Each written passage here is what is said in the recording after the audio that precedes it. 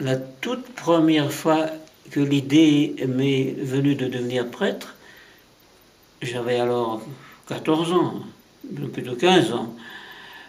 C'est après avoir vu un film qui mettait en scène un prêtre qui s'occupait de gens dans la misère. Ensuite, quelques mois plus tard, la guerre a fait que je suis venu à Grenoble dans des conditions tragiques, la rafle du Ville d'hiver. Et à Grenoble, alors, c'est le diocèse de la Salette. J'ai été accueilli au collège catholique Rodo-Montfleury. Et là, l'année suivante, en 1943, en été, je suis monté à la Salette. Voilà, c'était en août 1943. J'ai vécu 2 jours ici. Et c'est à la suite que je suis entré à l'école apostolique. Donc je suis entré déjà en classe de seconde, c'est-à-dire l'avant-dernière année, parmi les grands. Voilà.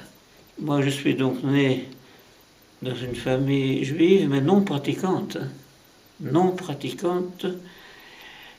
Mais comme je suis né en Europe centrale, dans ces pays-là, à l'époque, l'instruction religieuse était obligatoire. Ce qui fait que j'ai quand même reçu une instruction religieuse juive de base, que je n'ai pas eu à relier. L'existence de Dieu, la création, l'élection d'Abraham, etc. Et en devenant chrétien, j'ai tout simplement développé ce que j'avais reçu. J'ai vu que le Christ est le Messie, voyez-vous. Si je me souviens, une année après le baptême, disons 14-15 mois après mon baptême, j'ai déjà eu l'idée de devenir prêtre. Enfin, l'idée m'est venue. C'est-à-dire plus tard, la vocation, là, c'est autre chose. Autrement, le simple fait d'être chrétien, c'était plutôt vu comme une intégration sociale. Mais la vocation, ça, c'est autre chose. Ouais, comme mes parents sont morts en déportation, et où après, les conditions étaient totalement changées, quoi. Le principe, l'idéal, c'est la fidélité. Dieu est fidèle. Pourquoi d'abord l'histoire du salut commence-t-elle avec l'Ancien Testament, des siècles? C'est pour justement illustrer la fidélité de Dieu qui provoque la fidélité des hommes, qui aboutit à la fidélité de la Sainte Vierge. Voilà. Et la fidélité chrétienne s'inscrit là. C'est pas une affaire comme ça, on a un idéal un jour, après le lendemain on change d'idée, non. Il faut absolument toujours rester fidèle.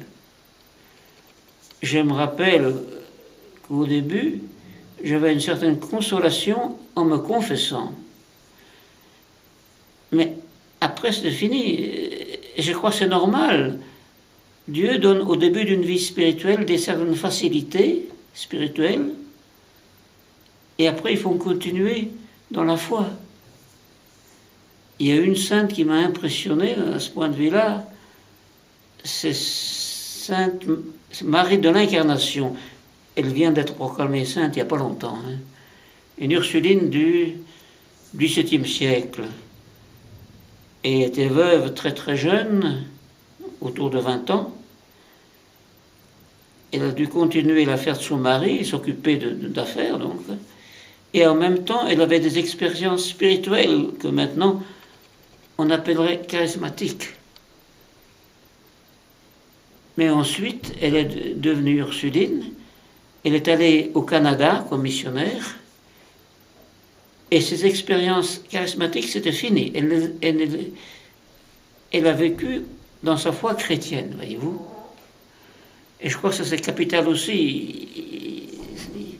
Il y a des gens qui peuvent avoir des expériences authentiques, spirituelles authentiques, de type charismatique, mais ils s'y accrochent. C'est ça l'erreur, non.